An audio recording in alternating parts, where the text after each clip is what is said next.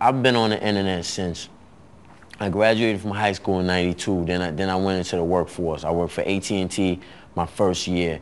And second year, I went to the United States Department of Justice in the Economic Litigation Division. And being there, I had to use the internet because I had to go on there and download information for the, I was a data analyst and I had that was my occupation, that's what I had to do. I remember when I bought my first ghetto blaster, like it was $108.23, and it was the most ridiculous ghetto blaster like on my block, but I bought it. I worked hard. I worked 2 jobs. I went out. I got it, Now the ghetto blaster was important to me because in order to break dance and be nice with the popping and the locking and my head spin, scorpions, windmills, all of that, I had to have my box so I could practice in the crib. Because if I didn't have my box, I would have to go out on the street and, with the cardboard boxes, we'd be out there. And to do your moves, I mean, you would look half-assed with it. I got a concept record on there called What's Going On. It talks about like the urban club scene and people carrying firearms into the clubs that we perform in.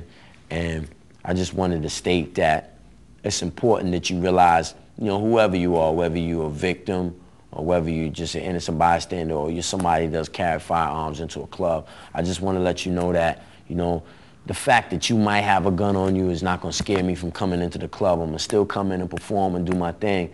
But for safety reasons, it's best that when you come out to the clubs, just leave that at home.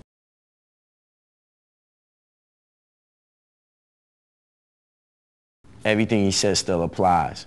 That's incredible. That's like the same reason why in school now, our curriculum, we start reading about the Civil War or some of the things that, Langston Hughes wrote about or some of the things that, Shakespeare wrote about. A lot of reasons why we still study that is because it still applies. So many of those concepts still apply. And that's the difference between somebody, to me, that's ageless and somebody that's just for the moment. I give my email address out. That's what I do because I think that that's like the new pickup line. Like that's like when you give your email address, you're saying a lot about yourself and about where you're at. I feel like writing letters, you could be a little bit more, a little bit more descriptive and specific about who you are and what you like. And then you can see, if this girl can even read and write, can she spell? She looks nice, but does she have anything up here? And that's real important. You can read so much through being like, being not intimately involved, but internetly involved with somebody. I didn't take away anything from rock and roll.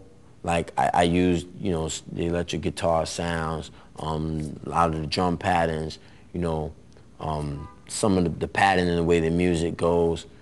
That's what I used. And then from the hip hop, I used my rhyme pattern and how I rhyme, my style of rhyming. And I didn't compromise either. And when I put it together, they complemented each other. I said something, he took it the wrong way. In order to appease him, I went back and I changed what he was uncomfortable about, and he still left his verse about me. So I felt like the respect didn't go 2 ways, and I felt like he didn't reciprocate, the respect that I had for him. If you give me a laptop, you give me a line to the, an analog line, and you give me some food and just leave me in the corner, I'm good. I'm not gonna bother nobody, you know what I mean? But if you provoke me, I'm gonna bite you right back, man. And I'm gonna take a big chunk out of you, man, because that's how great white teeth, their teeth goes inward and they got 7 rows in them. Like I got 6 more rows behind this row, and I don't let it come out, but when I'm ready, it'll come right out, and I'll take a big chunk out of anything.